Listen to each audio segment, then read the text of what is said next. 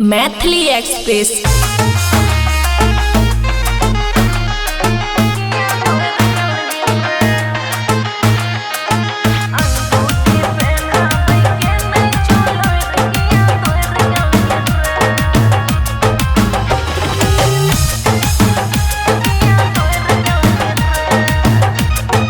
खुशी recording studio बलुआहा। नहीं घुसला छोरा हूँ मच दल हेरे उंगरी फट गले रे हेरे नहीं घुसला छोरा हूँ मच दल हेरे उंगरी फट गले रे अंगूठी अंगूठी अंगूठी पहनावे के नहीं छोलो झूठो दोर कल हेरे अंगूठी पहनावे के नहीं छोलो झूठो दोर कल हेरे छौरा पतार कहाँ रे सुनना छौरा पतार कहाँ रे किए सुखाल जाई छौ तोहर ठोर छौरा पतार कहाँ रे किए सुखाल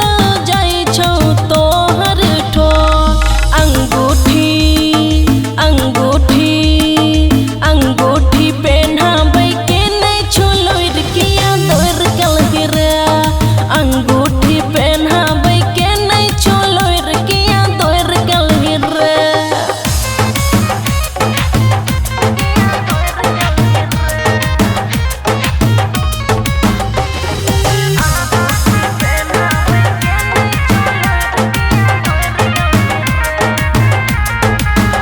हेरे पैसा कौड़ी के तू करे छी पाइन रे सूट सलवार एगो चोली दे आइन रे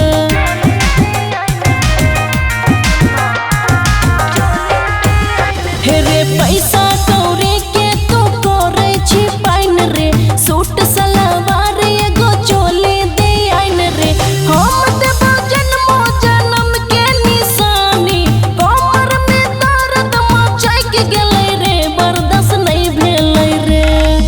अंगूठी अंगूठी अंगूठी पहनावे के नहीं छोलो छोरा दोर कल रे अंगूठी पहनावे के नहीं छोलो झूठा दोर कल रे